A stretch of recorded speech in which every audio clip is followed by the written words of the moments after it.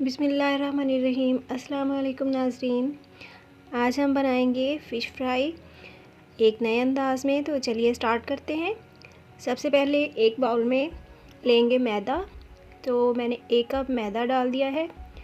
साथ लेंगे 1 टेबलस्पून लहसुन अदरक की पेस्ट और उसके बाद 1 टेबलस्पून ज़ीरा पाउडर, 1 टेबलस्पून धनिया पाउडर ले लेंगे, 1 teaspoon red chilli powder, 1 teaspoon ही नमक ऐड करेंगे, 1 टीस्पून हल्दी और साथ ऐड करेंगे 1 टीस्पून काली मिर्चों का पाउडर, 2 चुटकियाँ ज़रदा रंग ऐड करेंगे, 1 टेबलस्पून अजवाइन।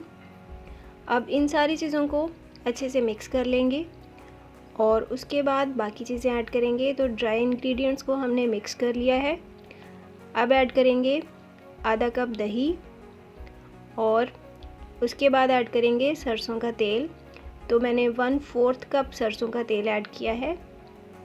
Half table spoon lemon juice और आधा कप पानी ऐड करेंगे और पानी ऐड करने के बाद इन सारी चीज़ों को अच्छे से मिक्स करेंगे।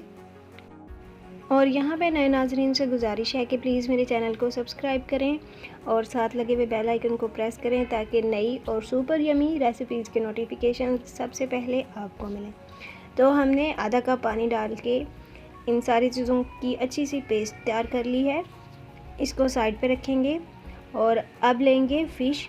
तो मैंने 1 kg यानी 1 किलो फ़िश ली है और हमने जो मसाला तैयार किया था वो इसके ऊपर डाल देंगे क्योंकि हमने इसको मैरिनेट करना है। ये सारा मसाला डाल के इसको अच्छे से सारी फ़िश के ऊपर लगा देंगे। हम ये मसाला हाथ की मदद से लगाएंगे। तो ये मसाला सारी फ़िश के ऊपर अच्छे से कोट करने के बाद आप इसको 5 से 6 घंटे के लिए फ्रिज में रख सकते हैं या सिर्फ आधा घंटा भी छोड़ के आप इसको फ़ौरन भी फ्राई कर सकते हैं। ये बहुत क्रिस्पी और मज़ेदार बन के तैयार होती है। तो इसको मसाला लग चुका है, इसको आधे घंटे के लिए छोड़ देते हैं क्योंकि मेरे पास टाइम कम है तो मैं इसको अभी ही फ्राई करूँगी। तो आधे घंटे के बाद हम इसको चलिए फ्राई करते हैं। ऑयल मैंने गरम कर लिया है।